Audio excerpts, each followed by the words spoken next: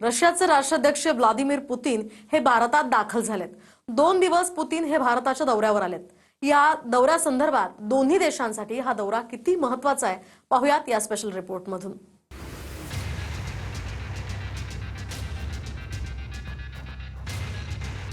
रशियाचे राष्ट्राध्यक्ष Vladimir Putin भारतामध्ये दाखल झाले।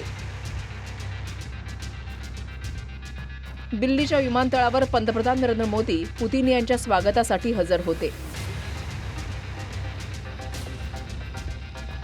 पुतीन यांचा 2 दिवसांचा दौरा भारत आणि रशिया दोन्ही देशांसाठी फार महत्त्वाचा आहे। जवळपास 8 करार दोन्ही देशांमध्ये होणार असल्याची माहिती आहे, ज्यात Su-57 स्टेल्थ फायटर जेट करार, लॉजिस्टिक सपोर्ट संरक्षण करार, सिक्युरिटी ऑपरेशन करार, व्यापार ऊर्जा क्षेत्रामध्ये करार, इकॉनॉमिक कोऑपरेशन प्रोग्राम अशा महत्त्वपूर्ण करारांचा समावेश आहे।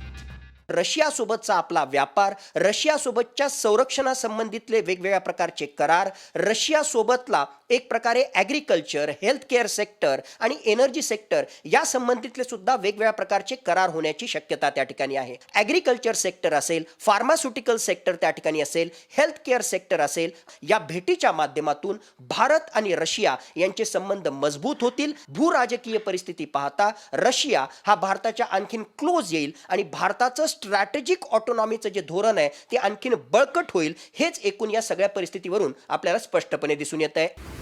दरम्यान विरोधी पक्षनेते राहुल गांधींनी मोदी सरकारवर गंभीर आरोप केलाय। पुतीन यांच्यासोबत भेटू दिलं जाणार नसून मोदींना असुरक्षितता वाटतेय असं राहुल गांधी म्हणाले।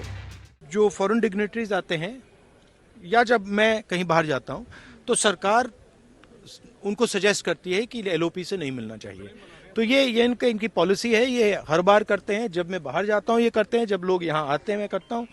हमें मैसेज मिलता है कि हमें बताया गया है कि सरकार हमसे कहती है कि आपसे नहीं मिलना है। हिंदुस्तान को हम भी रिप्रेजेंट करते हैं, हाँ, सिर्फ सरकार नहीं रिप्रेजेंट करती है।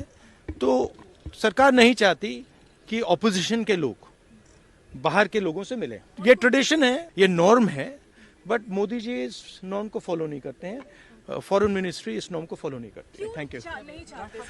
इनसिक्योरिटी है। Bureau report, TV9 Marathi.